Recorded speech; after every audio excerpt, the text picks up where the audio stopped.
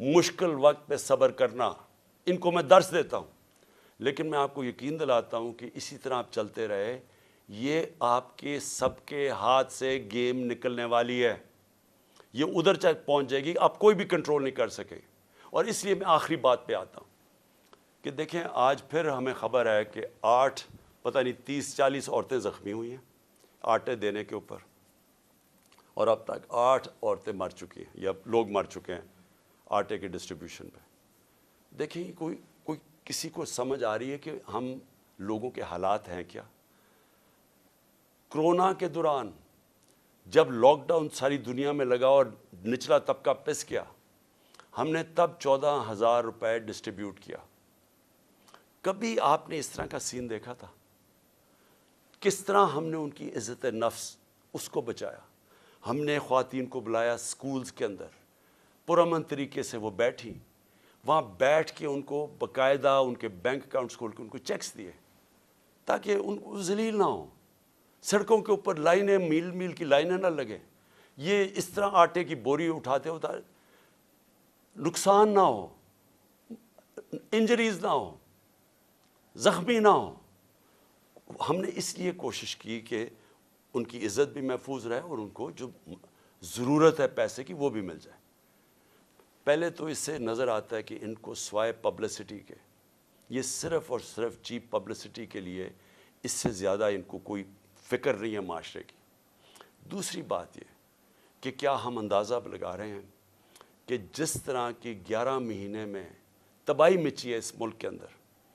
یعنی جس طرح کی مہنگائی آئی ہے اس ملک میں، پاکستان کی تاریخ میں کبھی ایسی مہنگائی نہیں آئی،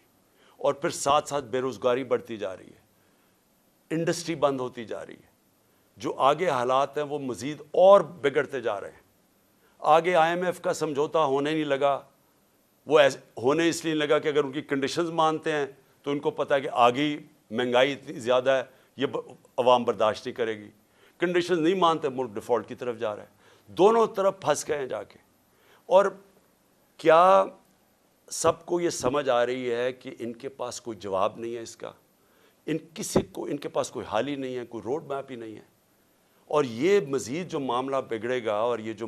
لوگوں کے جو ہمارا عام کم از کم 10 کروڑ پاکستانی ہیں جن کی اس وقت زندگیاں مشکل میں پڑتی جا رہی ہیں، جو سب سے نچلا طبقہ ہے، تو کیا اندازہ ہے کہ یہ کیسے گزارا ہوگا؟ آگے کیا ہمارے پاس راستہ کیا ہے اس سے نکلنے کا؟ تو میں اس لیے آخر میں اپنی ساری قوم کو کہتا ہوں کہ دیکھیں ایسا وقت ہے کہ ہم سب کو اپنی آواز بلند کرنی ہے۔ میں کبھی اپنی قوم کو نہیں کہوں گا کہ آپ نے کسی قسم کا تصادم کرنا ہے، لیکن اس وقت آپ نے اپنی آواز بلند کرنی ہے۔ جو ظلم ہو رہا ہے، یہ جو لوگوں کو اٹھا رہے ہیں، اس کے لیے میں اپنے وکلا کو کہتا ہوں کہ اگر وکیلوں کو اٹھا رہے ہیں، ان کو کام نہیں کرنے دے رہے، میرے جو وکیل ہیں ان کے اوپر پریشر ڈالا ہوا ہے، اگر وکیل کام نہیں کر سکتے، اور پھر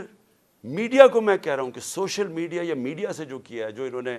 ارشد شریف اور ان سب لوگوں سے کیا ہے، اگر میڈیا والے لوگ اپنا کام نہیں کر سکتے، اگر میڈیا ہاؤسز جس طرح بول کو بند کر دیتے ہیں، جب ہماری عمران خان کی کوریج نہیں آنی تو کیا فرق پڑتا ہے؟ سوشل میڈیا پہ آ جاتی ہے۔ لیکن آپ میڈیا ہاؤسز کے اوپر یہ جو فریڈم آف ایکسپریشن کے اوپر کر رہے ہیں، کیوں